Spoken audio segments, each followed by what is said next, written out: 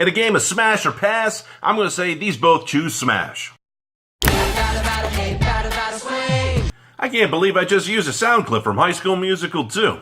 Hey there, hi there, ho there, Andrew here, and we're talking about the baddies with the baseball bats and who would reign supreme if they fought against each other. That's right, we're talking about the maid of mischief herself, Harley Quinn, and Walking Dead's resident big bad and leader of the saviors, Negan. So let's get into the pros and the cons and how they would do against each other. Harley Quinn is a supervillain in the Batman comic books, but is mostly seen as being the sidekick / love interest for the Joker. Side note, Harley Quinn was supposed to be a walk-on character in the animated series, much along the lines that Joker was only supposed to be a 2-issue character, but like the Joker, she was so popular, she came back. And a bonus side note for you, the creator of Harley Quinn, I think his name is Paul Dini, it might be Denny, I don't know, his friend Arlene Sorkin, who was the voice of Harley Quinn, he basically used a dream sequence that she was in Days of Our Lives as inspiration. Here is a clip of it right now.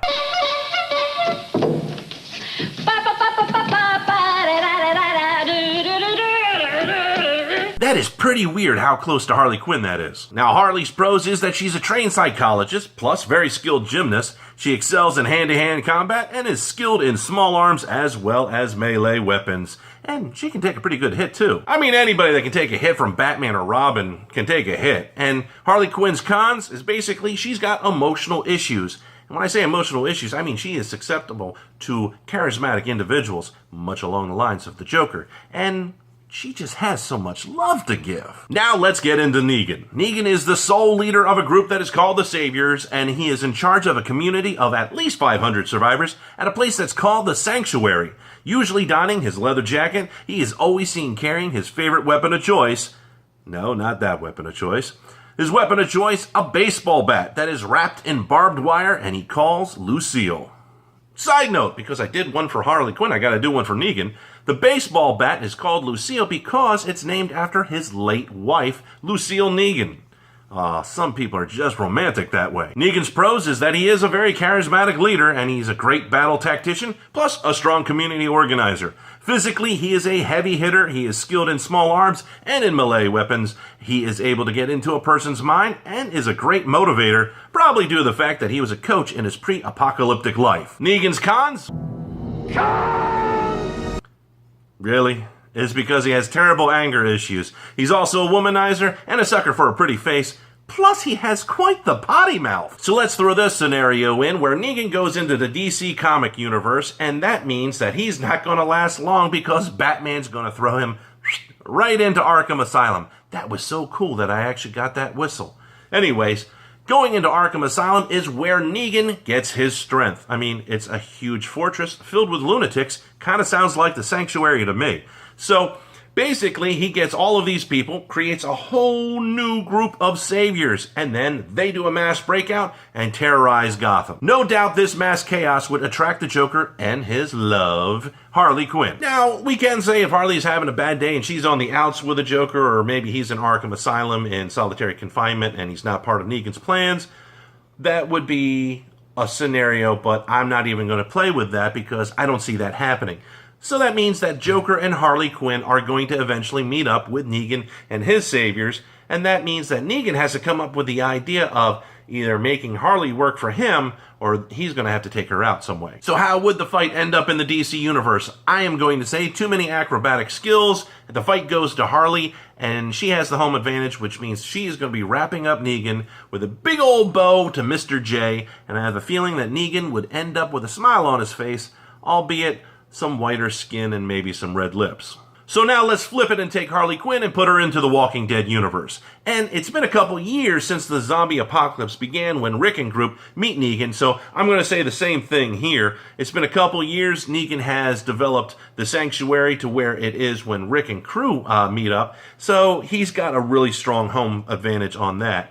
I am going to say that after a couple years in the zombie apocalypse, it's going to take its toll on Harley Quinn's psyche, and that means putting her into the Walking Dead universe means there is no Batman to save Gotham or anything like that, unless Negan and Maggie Green end up together, and then they would have Ben Affleck as Batman, and I am a geek.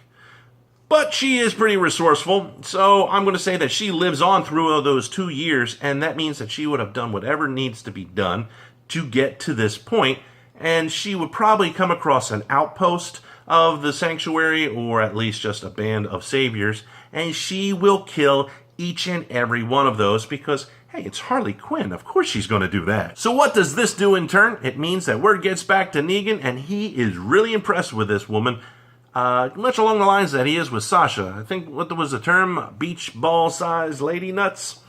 Basically that. So we're only going to go 2 paths from here on, and that means that Harley becomes part of Negan's harem, or his wives, or whatever you want to call it, and she notices that the other women do not want to be part of this group.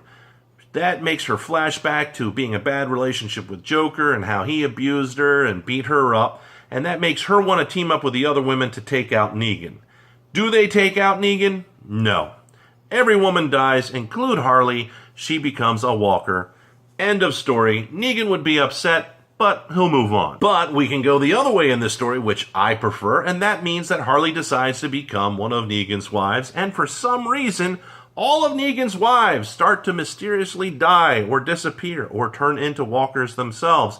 And that means that Harley is the jealous type, and she does not want to be sharing her toy with anybody else. So that ends up with Negan and Harley becoming a power couple in the Walking Dead universe, and that rivals anything that she ever had with the Joker. I mean, what could possibly be more dangerous than Negan other than having a completely loyal psychopath like Harley Quinn by his side? And he would use that to his advantage in every shape or form. It's just something that Rick and crew I don't think could defeat. But lastly, let's take a fight on one-on-one with these two with no home advantage. Who would win? And I'm going to say if the fight ends up early and it goes quick, the advantage is all Harley Quinn.